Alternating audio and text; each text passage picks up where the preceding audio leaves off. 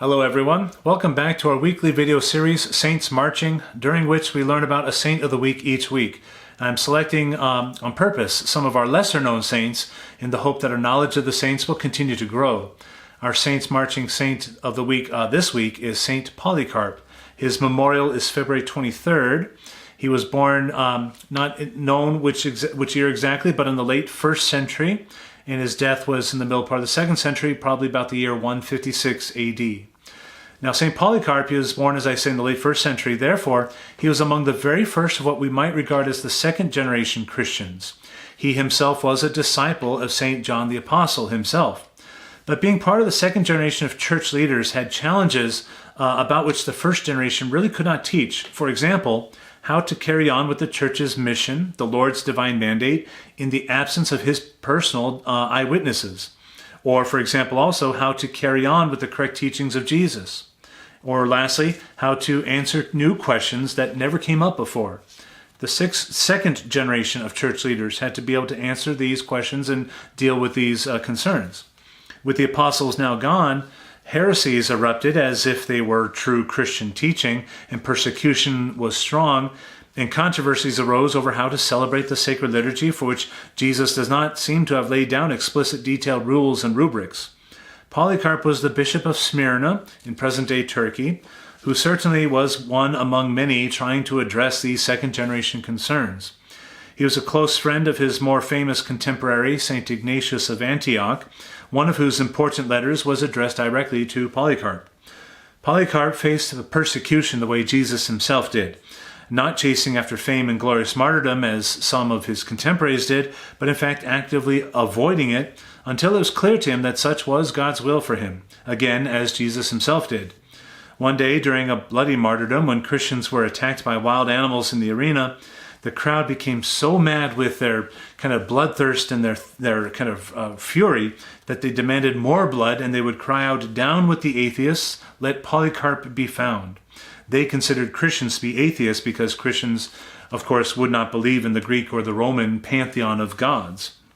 Since Polycarp was not only known as a leader, but as someone holy even from his youth, this was a horrible demand that the crowd was making.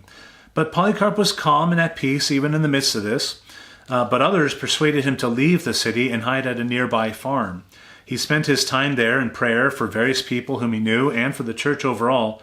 And during his prayer, he saw a vision of his pillow turned to fire and announced to his friends after the dream that the dream meant that he would be burned alive. That would be the form of his martyrdom. As the search for him closed in, he moved to another farm, but the soldiers discovered where he was by torturing 2 boys at the first farm, who finally confessed what they knew of his whereabouts. He had little warning, therefore, and so he resigned himself to his fate, saying, "God's will be done." He was 86 years old at this time. He was given time for final prayer before the soldiers closed in, and then he was taken to the arena where the crowds cheered upon finding him that he had been found and captured. Those who were near Polycarp, in all this turmoil, they could hear something of a voice from heaven speaking to him, saying, "Be brave, Polycarp, and act like a man." The proconsul begged the old man to renounce his Christian faith, to spare him of torture or death, and he was begging him to renounce his faith because of his old age. He didn't want to do undue harm to this old man and figured he was doing him a favor by encouraging him to renounce his faith. But Polycarp calmly answered, "If you imagine that I will swear by Caesar, you do not know who I am. Let me tell you plainly, I am a Christian." Because of Polycarp's lack of fear, the proconsul told him that he would be burned alive. But Polycarp knew that fires that burned for an hour were far better than fires that burned eternal. When he was tied up to be burned, he prayed and remained calm and at peace, to the surprise of every witness who was present there. The fire then was lit as he completed his prayer, and then the miracle. The fire burst up as a sort of arch around Polycarp, like the flames surrounding him, like the sails of a ship filled with the wind. So they were around him but did not touch him. And it seemed to the people watching that instead of being burned, he was glowing like bread being baked in an oven, or as gold being melted and purified in a furnace. When the captors saw that he was not burning, they got out their spears and their swords, and they stabbed him through the flames, stabbed him to death, and his blood pouring out put out the fire.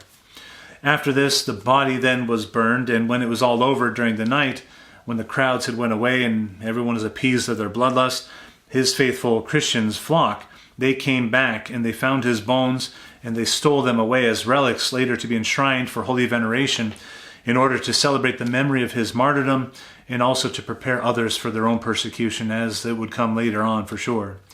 So for all this, we give St. Polycarp thanks and praise for his glorious witness to the glory of God.